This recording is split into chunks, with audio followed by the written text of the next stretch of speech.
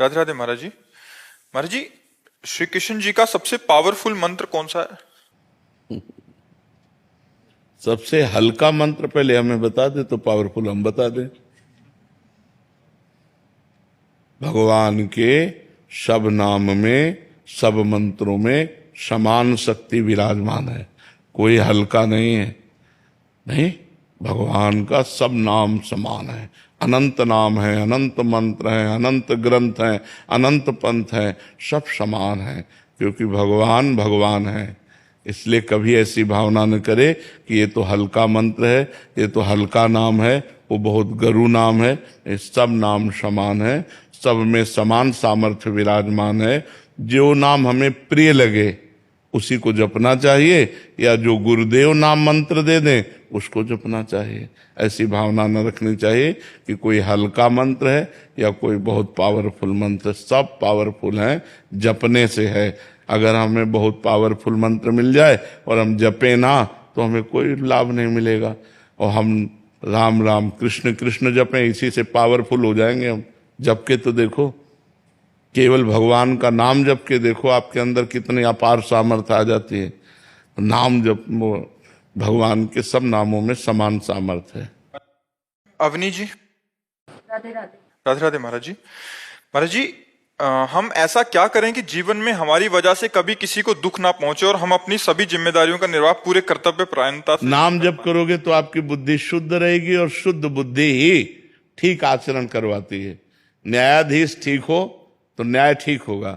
न्यायाधीश बुद्धि है, इस पूरे शरीर में निर्णयात्मक फाइनल करने वाली बुद्धि है। अगर हमारी बुद्धि शुद्ध, तो अगर बुद्धि शुद्ध है तो वो ऐसे ही आचरण कराएगी जिससे सबका मंगल होगा, जिससे सबको सुख पहुंचेगा। पर बुद्धि शुद्ध करने के लिए हमें नाम जप की आवश्यकता है, और नाम जप करने के लिए हमें भोजन पवित्र की आवश्यकता है। अगर भोजन पवित्र है, नाम जप चल रहा है, तो हमारा विचार पवित्र होगा। विचार पवित्र होंगे तो हमारे आचरण अच्छे होंगे, आचरण अच्छे होंगे तो सबको सुख मिलेगा।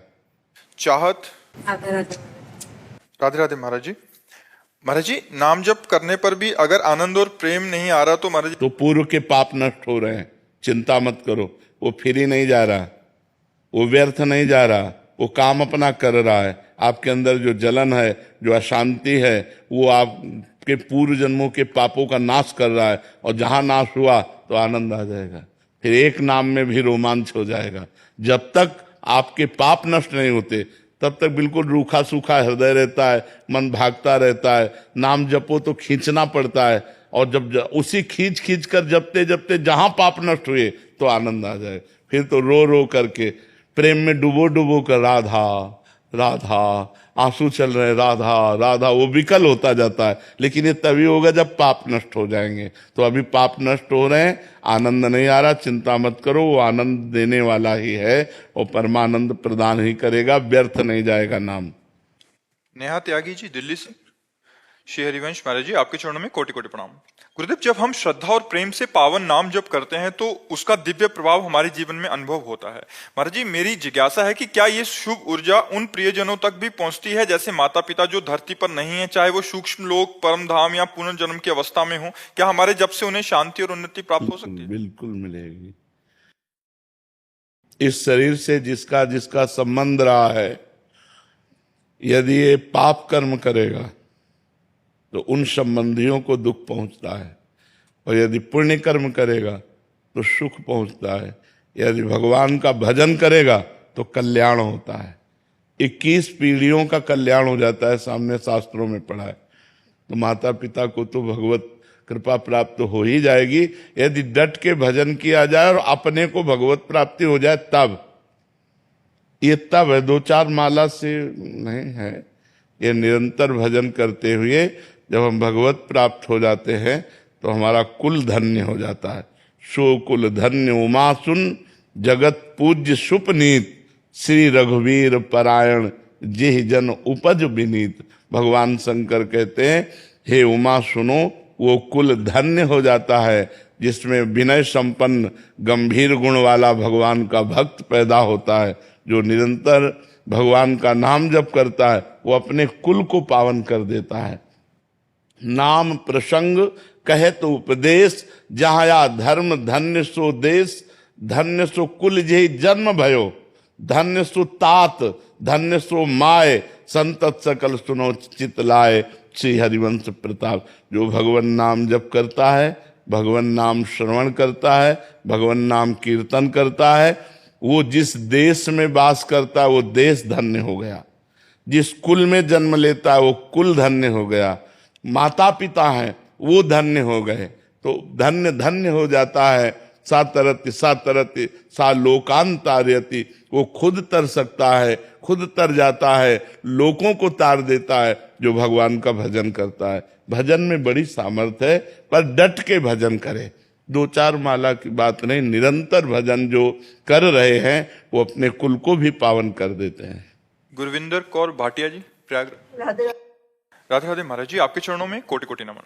महाराज जी, मैं गुरु ग्रंथ साहिब जी का नित्य पाठ करती हूँ। जैसे कि गुरु ग्रंथ साहिब में लिखा है और आप श्री के श्रीमुख से भी सुना है कि हमेशा प्रभु का सिमरन करो, संतों के प्रति सेवा भाव रखो। मेरा सवाल है कि घर गृहस्थी वाले प्रभु का स्मरण करते हैं तो एक ध्यान अंदर से रहता है कि प्रभु हमारे परिवार की पर दृष्टि रखिएगा, बच्चों को सद्बुद्धि दीजिएगा। महाराज जी, ये अच्छा है, इसमें कोई परेशानी नहीं, बहुत अच्छा है। हम किससे कहेंगे? जब हमारे वही सब कुछ है तो हमारा जो परिवार है उसकी पूर्ति के लिए हम धन की भी आकांक्षा उन्हीं से करेंगे, और उस परिवार की रक्षा के लिए, संकट निवृत्ति के लिए भी हम उन्हीं से प्रार्थना करेंगे। प्रभु के सिवा हमारा कोई नहीं है, तो इसलिए ऐसा करना अनुचित नहीं है, करना ही चाहिए। क्योंकि हमारा परिवार है, गृहस्थी में है, तो हमारा परिवार सद्बुद्धि वाला बने, स्वस्थ रहे, हमें ऐसा धन मिले जिससे हम अपने परिवार का पोषण कर सकें। ये चाह तो हमें बनी ही रहेगी, क्योंकि हम गृहस्थ हैं, हमारा परिवार है, ये तो चाह रहेगी और रहना भी चाहिए, और भगवान से प्रार्थना करनी चाहिए। वो एक निष्काम भक्ति इस भक्ति के ऊपर जागृत होती है, वो इसका फल होगी। जब वो भक्ति जागृत होगी तो सारी जिम्मेवारी भगवान संभाल लेते हैं और वो निष्काम हो जाता है। उसके अंदर कोई कामना नहीं होती, आगे से आगे भगवान सब परोसते रहते हैं उसको जो जरूरत होती है, क्योंकि भगवान सर्वज्ञ हैं, भगवान सब कुछ जानते हैं। तो जो जरूरत होगी, हम ऐसा देखते हैं कि जैसे हमें जरूरत है 10 रुपया की, तो 11 रुपये आ जाएंगे। 10 की चिंता तुम्हें नहीं करनी, एक एक्स्ट्रा आ गया है कि 10 तो काम में प्रयोग कर लो, एक अपने विश्वास के लिए रख लो कि 10 की जरूरत थी, 11 मालिक ने दे दिए। तो ऐसा जब हम अनुभव करने लगते हैं तो अपनी कामनाएं शांत हो जाती है कि यार कामना क्या करना है, भगवान अपने से आप पूरा कर रहे हैं। पर ये उच्च कोटि की भक्ति है। अभी हमारी जो भक्ति है वो कामना वाली है, तो हम जो भी कामनाएं करें केवल प्रभु से करें। और सही बात, हमारी रक्षा और हमारी कामनाओं की पूर्ति भगवान ही कर सकते हैं। ये संसार स्वयं भिखारी है, ये क्या कर सकता है? जिससे तुम मांग रहे हो वो भी मांगने वाला है, जिससे तुम मांग रहे हो वो भी मांग रहा है, उसके अंदर भी कामना है, तो वो हमें क्या तृप्त कर सकता है? तृप्त तो वो कर सकता है जो जगत का मालिक है, इसलिए हमें उसी से मांगना चाहिए।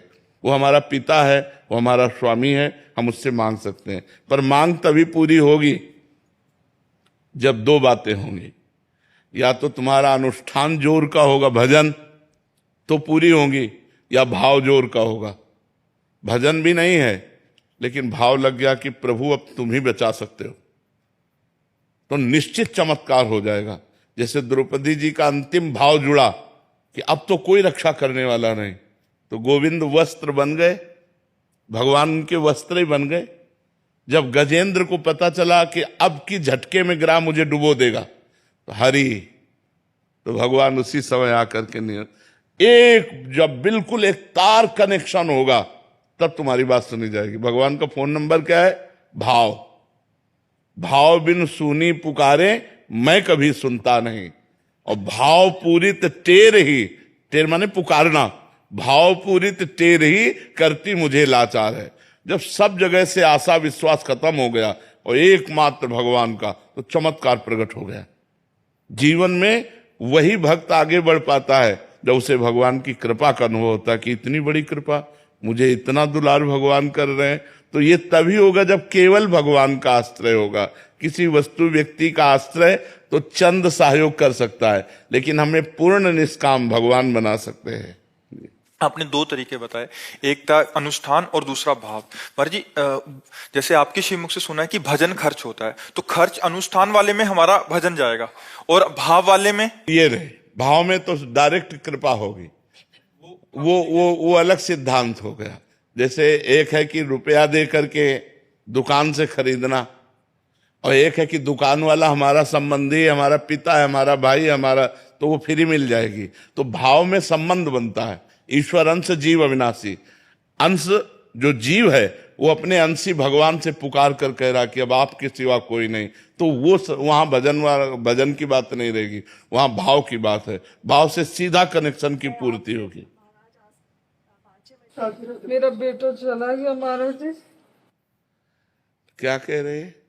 बेटा चलेगा कह रहे। अब इसका नाम मृत्यु लोक, बेटा जाएगा, हम भी जाएंगे, तुम भी जाओगे, ये तो जाना पड़े।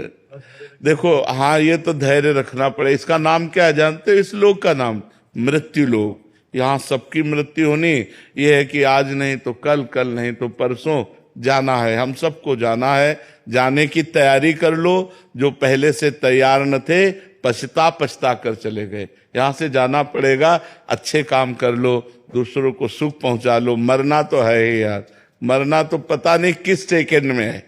सेकंड में मृत्यु, न कोई पीड़ा न कोई कुछ, ऐसे बस दिल फेल हुआ, खत्म के। कोई बहुत बड़ी मशीन थोड़ी है।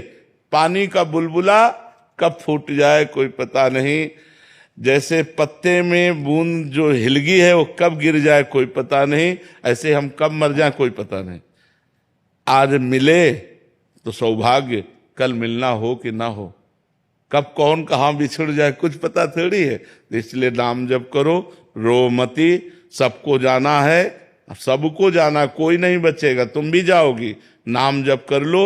अब जो अपने रिश्ते नातेदार मर रहे हैं उनके लिए नाम जप करके दो, उनका भी कल्याण हो जाए और आपका भी कल्याण हो। रोने से काम नहीं चलेगा, कोई किसी की सुनने वाला नहीं है। जो जीव गया, मान लो पुत्र है गया, अब वो गया, तुम्हें थोड़ी याद करें। तुम यहाँ माथा फोड़ लो तो उसको कोई फर्क नहीं पड़ता, वो तो अपनी यात्रा में गया, उसको किस योनि में भेजा जाएगा, कहाँ भेजा जाएगा, को वो नहीं जानता। तुम जैसे पूर्व जन्म में हमारे माँ पिता परिवार थे, हमको कोई ज्ञान नहीं, इस जन्म में कोई ज्ञान नहीं, ऐसे अब जहां शरीर छूटा तो अब उसको थोड़ी कि मेरी माँ रो रही, वो तो गया, उससे कोई मतलब नहीं रह गया। अगर अपना कल्याण चाहते हैं तो हम नाम जप करें, वो नाम जप अपने पुत्र को भी दें और हम भी शांति से रहें। हमारा भी शरीर छूटेगा तो कमाई कर लो नाम जप की, जिससे तुम्हारा मंगल हो जाएगा। करिश्मा जी, राधे राधे। महाराज जी, महाराज जी क्या बिना दीक्षा के श्रीमद् भगवत गीता पढ़ सकते हैं और हमेशा अपने साथ रख सकते हैं? हाँ, पढ़ सकते हैं, अपने साथ भी रख सकते हैं। बिल्कुल पढ़िए और उसको आचरण में उतारिए। अंकिता जी, कानपुर से। श्री हरिवंश महाराज जी, दंडवत प्रणाम। महाराज जी, असल में कृपा का स्वरूप क्या है? क्या प्रतिकूलता के समय प्रभु का स्मरण होना कृपा है या उनका अनुभव हो रहा है यही कृपा है? भगवान के नाम में प्रीति होना कृपा, भगवान के भक्तों का दर्शन होना, उनके पास बैठना, संभाषण करना कृपा। अब मोहि भा भरोस हनुमंता, बिनु हरि कृपा मिले नहीं संता। संतों का मिलना भगवान की कृपा। हरिवंश कृपा हरिवंश कहें, हरिवंश कहें हरिवंश लहें। भगवान की कृपा से ही भगवान का नाम जप होता है, और जो नाम जप करते हैं वो भगवान के कृपा पात्र हैं। श्री राधिका कृपा बिनु सबके मनन अगम्य, प्रथम यथामति प्रणवों श्री वृंदावन अति रम्य। वृंदावन आना, वृंदावन में दर्शन करना, वृंदावन में बैठना, ये सब श्री किशोरी जी की कृपा। तो हमें मनुष्य जन्म कृपा से मिला, साधु संग कृपा से मिला, नाम जप कृपा से मिला, भगवत धाम कृपा से मिला, ये कृपा है। और अनुकूलता और प्रतिकूलता ये पाप और पुण्य के परिणाम से प्राप्त होते हैं। अगर इन दोनों परिस्थिति में हम भगवान का नाम स्मरण करें तो हम भगवान के कृपा पात्र हैं। अनुकूलता में भोगों में फंसकर भगवान का विस्मरण हो जाता है, प्रतिकूलता में विपत्ति और दुख ऐसा पीड़ित करते हैं कि भगवान का विस्मरण हो जाता है। ये कच्चाई है। हम इतने पुष्ट बने कि हमें चाहे जितना सुख मिले भगवान को भूले ना, चाहे जितना दुख मिले, हम भगवान के स्मरण में रहें तो हम कृपा पात्र हैं। तो ये मानव जीवन की सार्थकता है कि हमें भगवत प्राप्ति हो जाए, हम अच्छे आचरण वाले बने, हम दूसरों को सुख देने वाले बने। यही मानव जीवन की कृपा है, यही भगवान की कृपा का फल है। महाराज जी, ज्यादातर भजन करने वालों के जीवन में ही प्रतिकूलताएं क्यों देखी जाती हैं? क्योंकि उनका पाप नष्ट होकर भगवत प्राप्ति होनी है। अनेक जन्मों के पापों का नाश करके अब आखिरी जन्म है, भगवान का साक्षात्कार होना है, भगवान का साक्षात्कार होकर जन्म मरण से मुक्त हो जाना है। इसलिए थोड़ा थोड़ा उनका बहुत बड़ा हिसाब थोड़े थोड़े में भोगवा कर उनको पावन कर दिया जाता है। इसीलिए प्राय बड़े बड़े संतों को भी बड़े बड़े कष्ट देखे गए। जी। सतपाल बंसल जी पानीपत से। राधे राधे महाराज जी। महाराज जी, आपके चरणों में कोटि कोटि प्रणाम। महाराज जी, भगवत गीता जी में लिखा है कि कर्म करो उसके अनुसार फल मिलेगा। महाराज जी, दूसरी तरफ ये लिखा है कि भगवान श्री कृष्ण जी कहते हैं कि मुझे ही जपो, मेरा ही ध्यान करो तो मोक्ष की प्राप्ति होगी। महाराज जी, अलग अलग। हाँ, तो कर्म फल से मोक्ष थोड़ी मिलता है, कर्म से मोक्ष थोड़ी मिलता है। अगर मोक्ष चाहिए तो भगवान की शरण में हो, भगवान का नाम जप करो, भगवान की आराधना करो। कर्म दो प्रकार के होते हैं, शुभ कर्म, अशुभ कर्म। अशुभ माने पाप कर्म, शुभ माने पुण्य कर्म। शुभ कर्म का फल सुख होता है सांसारिक, अशुभ कर्म का फल दुख होता है सांसारिक। लेकिन मोक्ष तो भगवान की शरण में होने से होगा। इसलिए भगवान की शरणागति, भगवान का नाम जप, भगवान की आराधना, यह हमें शुभ और अशुभ दोनों कर्मों से मुक्त करके आनंदमय, परमानंदमय, विज्ञानानंदमय, अखंडानंदमय, प्रेमानंदमय बना देती है। तो भगवान की आराधना अलग चीज है और कर्म अलग चीज है। कर्म दो ही प्रकार के होते हैं, पाप कर्म या पुण्य कर्म।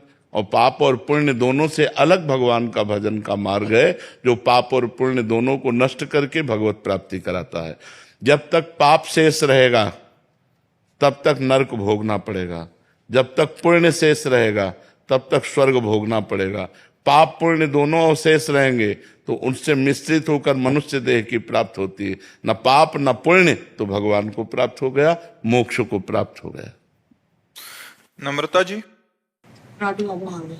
राधे राधे महाराज जी। महाराज जी, हम अपने जीवन को इतना सुंदर कैसे बनाएं कि संत हमें अपना मान लें, या संतों के प्रेम को कैसे प्राप्त किया जा सकता है? भगवान की शरण होकर खूब नाम जप करो।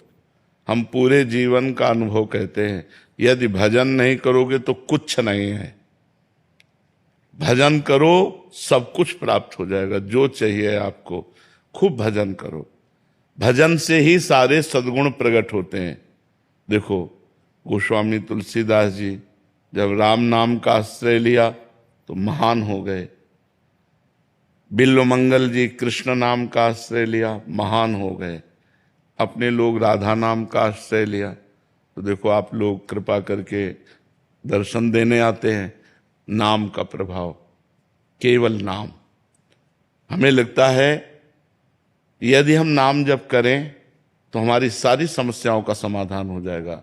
यदि हम नाम जप करें तो हमारे अंदर सारे सद्गुण आ जाएंगे। यदि हम नाम जप करें तो जब हमें भगवान प्यार करेंगे तो सब प्यार करेंगे। देखो, कहा है, जा पर कृपा राम की होई ता पर कृपा करे सब कोई। माँ का प्यार, पिता का प्यार, भाई का, परिवार का, पति पत्नी, सुख संसार, इन सबको बचपन से छोड़कर भगवान के लिए चले तो आज प्यार ही प्यार देने वाले हैं।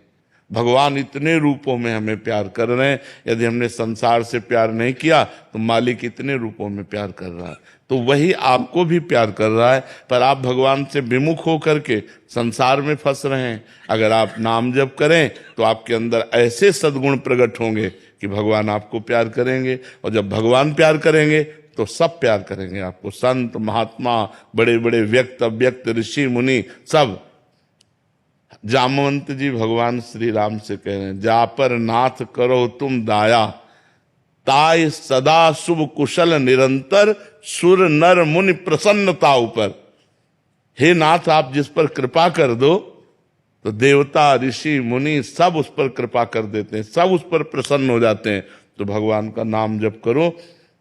नाम जप से ऐसे सद्गुण प्रकट होंगे जिससे हमारे भगवान प्रसन्न हो जाएंगे, और भगवान प्रसन्न हो जाएंगे तो चराचर जगत प्रसन्न हो जाएगा। जा पर कृपा राम की होई, ता पर कृपा करे सब कोई।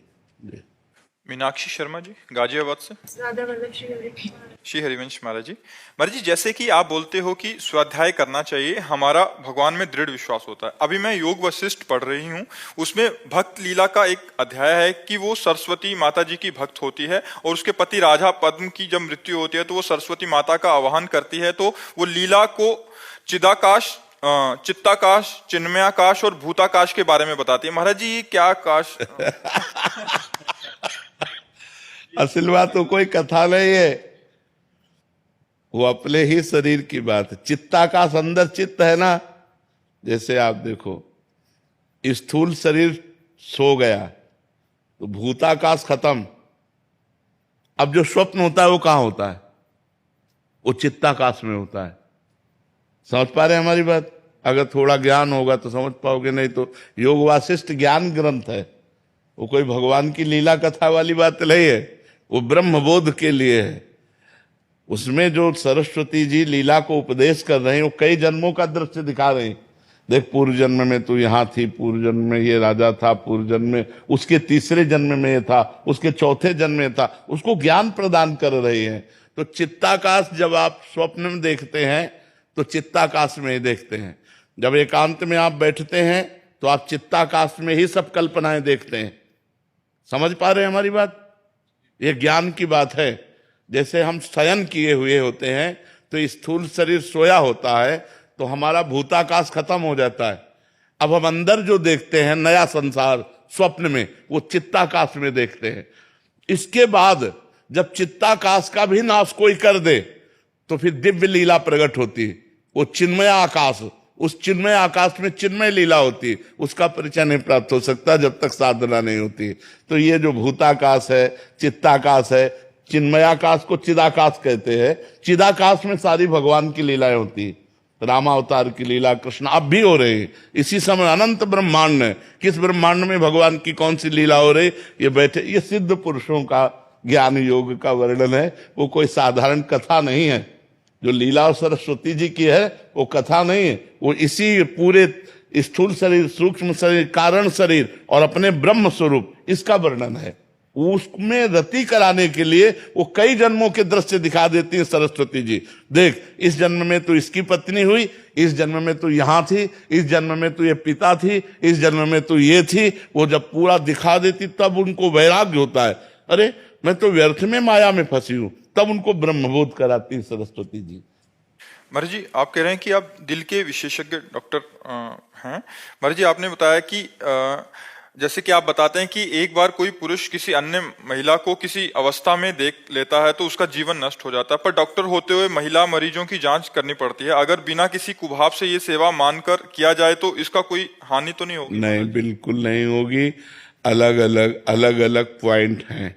हम किसी को गलत ढंग से देखते हैं तो एक अलग बात होती है, और उन्हीं द्वारों पर रोग हो जाए तो डॉक्टर उन्हीं द्वारों का ऑपरेशन करता है, तो वो कोई उसके लिए पाप या उसकी मनोमालिन्यता थोड़ी है, वो तो उसकी रोग निवृत्ति के लिए है।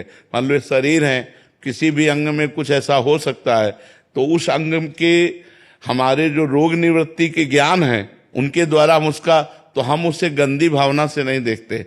अच्छा, जैसे मानो अंग प्रत्यंगों में या प्राइवेट पार्टों में रोग हो जाते हैं तो उनको कोई काम थोड़ी सताता है, उनके अंदर कोई गंदा भाव थोड़ी आता है, और गंदा भाव आवे तब तो बहुत ही निकृष्ट बात है, फिर मंगल नहीं माना जाएगा। गंदा भाव ना आते हुए, अब जैसे एक ऑपरेशन थिएटर में है, चाहे स्त्री का ऑपरेशन हो चाहे पुरुष शरीर का ऑपरेशन हो, उस समय पूरा डॉक्टर का बैच ही उसके जीवन का रखवाला होता है, पूरे शरीर का रखवाला होता है, क्योंकि उसके घरवाला तो कोई अंदर जा नहीं सकता। क्यों? घरवाला तो कोई ऑपरेशन थिएटर के अंदर जा नहीं सकता, वो डॉक्टर और डॉक्टर का परिकर ही जाने कि अब वो क्या देखता है, क्या करता है, क्योंकि जो मरीज है वो तो बेहोश हो गया, चाहे स्त्री शरीर हो चाहे पुरुष शरीर हो। अब आप डॉक्टर जन उसके रखवाले हैं, पूरी जिम्मेवारी आपकी है, जहां जो ऑपरेशन करना है जैसा, वो आपकी जिम्मेदारी। आप वहां क्या करते हैं वो सबसे बड़ा डॉक्टर देख रहा है। भगवान, जो आप कर्म करेंगे वही आपको भोगना पड़ेगा। अगर आप वहां कोई गलत हरकत करते हैं तो वो आपके जीवन के लिए बहुत हानिकारक होगी। आप ईमानदारी से मरीज के साथ बर्ताव करते हैं, क्योंकि मरीज बेहोश, उसके शरीर का रखवाला कोई परिवार का है नहीं और आप ही पूरी जिम्मेवारी की हो।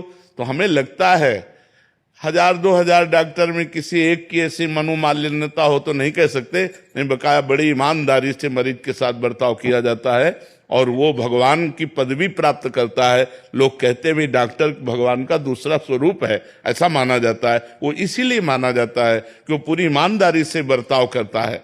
तो हमें लगता है ऐसी परिस्थितियों में ये कोई पाप नहीं है, ये मनोमालिन्यता ही पाप है। जैसे हम मन को मलिन करके किसी स्त्री को देखते हैं, और ऐसे तो हम अपनी बहन को भी देखते हैं, बेटी को भी देखते हैं, माँ को भी देखते हैं, तो हमारे अंदर मनोमालिन्यता थोड़ी आ जाती है। अगर हम अपनी माँ बहन के समान अन्य माताओं बहनों को देखें तो कोई परेशानी नहीं, लेकिन हम गलत दृष्टि से देखेंगे तब वो पाप हो जाता है, जब हम गलत दृष्टि से देखते हैं। इसलिए आप खूब सेवा करो, उसमें कोई परेशानी नहीं। डॉक्टर इश्मीत कौर जी। राधे राधे प्रभु जी। राधे राधे महाराज जी। महाराज जी, आप कह रहे हैं कि आप बच्चों के डॉक्टर हैं। महाराज जी, ऐसा बोला जाता है कि जब बच्चा जन्म लेता है तो माता के गर्भ से बाहर आकर सब भूल जाता है। बच्चों का डॉक्टर होने के कारण उनका जन्म होने पर माता पिता से भी पहले उन्हें पकड़कर उनके स्वस्थता की जांच का सौभाग्य मिलता है। उस दौरान उस बच्चे को राधा नाम या प्रभु का नाम सुनाने का महाराज जी क्या महत्व होगा? क्या उसको नाम यदि आप उसे राधा नाम, भगवान नाम सुनाते हैं तो पहला संस्कार उसके अंदर जो पड़ेगा वो जीवन में बहुत प्रकाश होगा, बहुत प्रकाश होगा। आप धन्यवाद की पात्र बनेंगे यदि बच्चा को कान में भगवान नाम सुनाएंगे। ये आपको बहुत बड़ा दान होगा, क्योंकि सृष्टि में प्रथम आगमन पर उसके कान में भगवान का नाम पड़ा। भगवान का नाम जरूर सुनाइए, उसका परम मंगल होगा। वो आगे चलकर धर्मात्मा पुरुष बन सकता है, यदि पूर्व के ज्यादा पाप ना हुए तो। अगर वो संस्कार उसके अंदर बैठ जाएगा वो धर्मात्मा पुरुष बन जाएगा। और ऐसे ही महाराज जी प्राण त्यागते समय भी कुछ बच्चे ऐसे आते हैं तो उनको भी नाम बिल्कुल बिल्कुल निश्चित भगवत प्राप्ति हो जाएगी।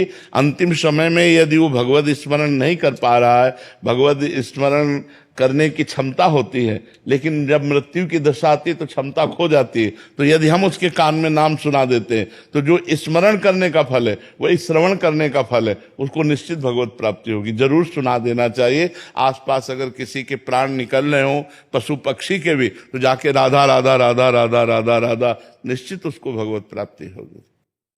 महाराज जी, कभी कभी जब प्रश्न पढ़ते हैं या समाज में देखते हैं, महाराज जी इतना ज्यादा बढ़ गया है महाराज जी, स्कूल आदि में, कॉलेज आदि में, मतलब दोस्ती मतलब केवल इसी पे निर्धारित हो गई है कि अंडा मीट दारू शराब ये सब, और ये सब महाराज जी कब ये तो और बढ़ता ही जाएगा। क्या है कि जो पाश्चात्य देश हैं, जो विदेश हैं, इनमें इन्हीं सब की बाहुल्यता, वहां धर्म की तो कोई बात है नहीं।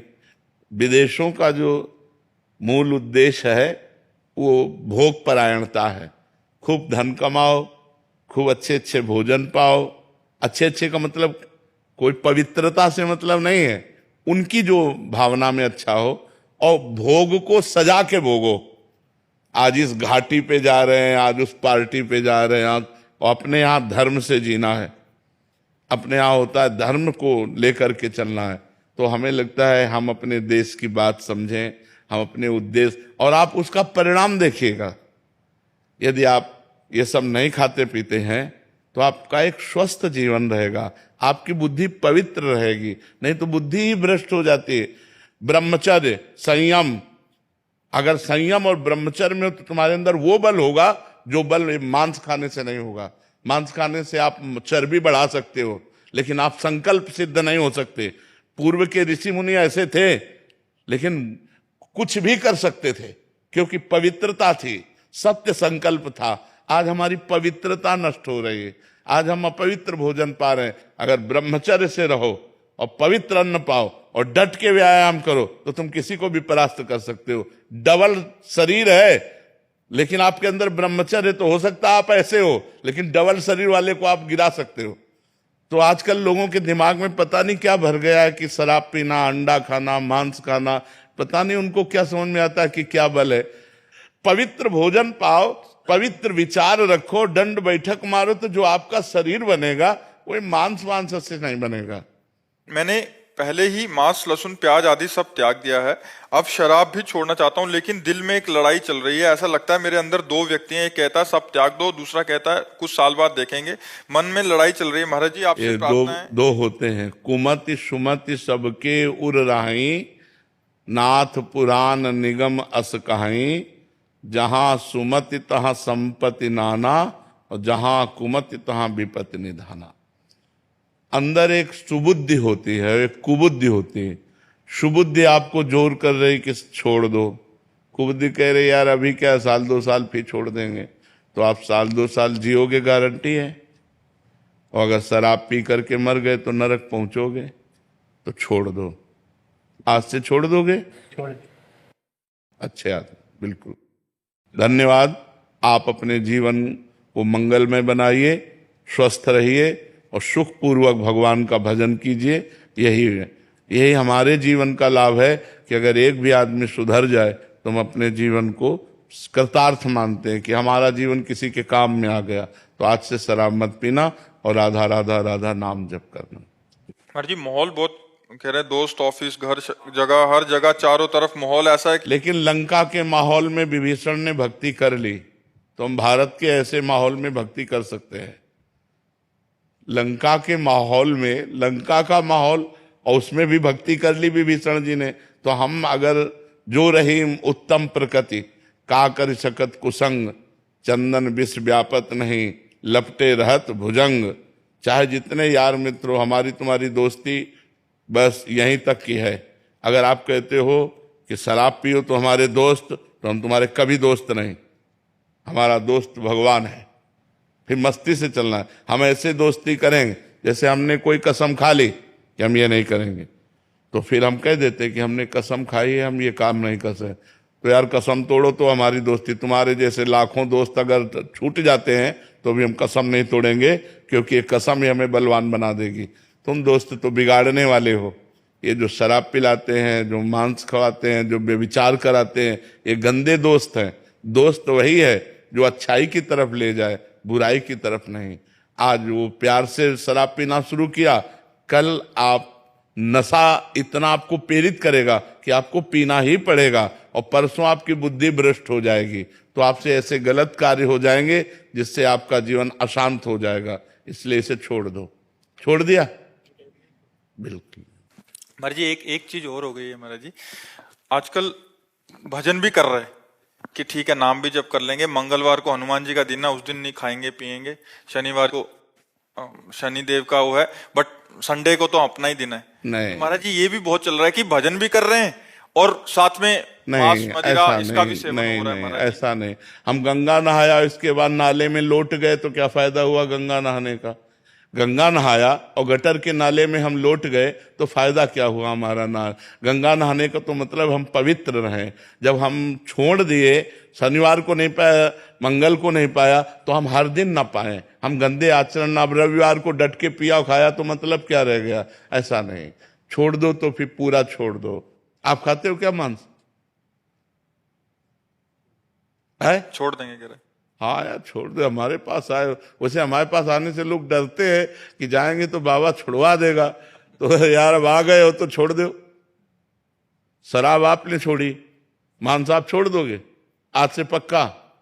हाँ तो बढ़िया। तो शरीर तो वैसे भी बलवान हो जाएगा यार। दंड बैठक मारो, शुद्ध देसी दूध, घी, ये चीजें अपने पास देखो। भारतीय फ्रूट है, आप सेव है, कितने ऐसे फल हैं जिनको फलों को खा करके हम अच्छे बलवान बन। या काहे को पाप करते हो? किसी जीव, देखो अपने शरीर को काटो तो कष्ट होता है ना, तो किसी भी जीव को काट कर खाना उत्तम नहीं।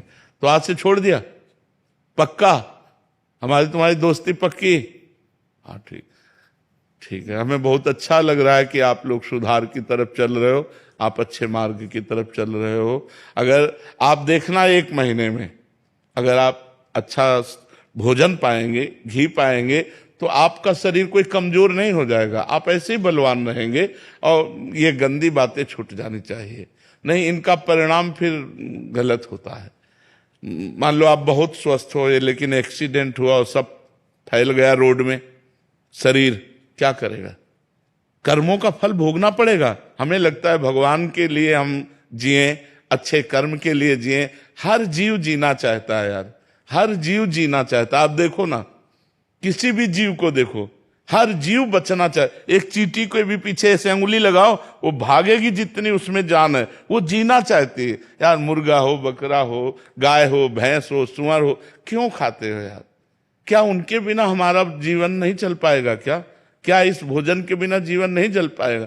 तो हम ये कहते हैं मांस छोड़ दो, मदिरा छोड़ दो और पराई स्त्री से भोग करना छोड़ दो, फिर आप जीवन देखो कितना बढ़िया जीवन होता है। आप मांस खाओ, मदिरा पियो, इधर उधर बहन बेटियों से गंदे आचरण करो, वो किस दिन का? अच्छा, ये कितने दिन शरीर स्वस्थ रहेगा? वृद्धावस्था तो आएगी, रोग आएगा, मृत्यु आएगी। कितने ऐसे स्वस्थ पुरुष हैं सेकंड में प्राण चले जाते हैं, दिल फेल हो जाता है, बैठे बैठे ढनक जाते हैं, आप देख रहे हैं। तो अच्छे कर्म करो, दूसरे जीवों को सुख पहुंचाओ, भगवान का नाम जप करो जिससे तुम्हारा मंगल हो। नाम जप करते हो? काउंटर है, ले लेंगे आज ले लेंगे। आज ले लो, और 1500 से शुरू करो, 1000 बार करो राधा राधा राधा राधा, उसमें आ जाएगा। फिर 50,000 तक जाओ, राधा राधा राधा राधा, और ये मांस छोड़ो, देखना तुम्हारा कितना बढ़िया जीवन हो जाएगा। आए आप कहते हो कि माला से नाम नहीं, माला से वो इसलिए जो घर बैठे हैं, जिनको समय है, लेकिन ऑफिस और आज सांसारिक कार्यों में माला बाधा पहुंचा सकती है, लेकिन काउंटर नहीं। अंगूठे में है, 5 बार मारा तो 5 बार नाम हो गया ना, फिर जेब में डाल लिया। हमें 10 मिनट का टाइम मिला तो हम 100 बार नाम जप लिए। माला में ऐसा नहीं, माला में है कि पूरा 108 बार होगा तभी आपकी मानी जाएगी। तो हमें लगता है कि आधुनिक समय में हम आधुनिक यंत्रों के द्वारा नाम जप करें, जिससे हमारा नाम जप में अधिक प्रीति हो। माला एक सात्विक वस्तु है, घर बैठ करके आसन में बैठकर जपो कोई बात नहीं, लेकिन चलते फिरते उठते बैठते काउंटर का प्रयोग करें।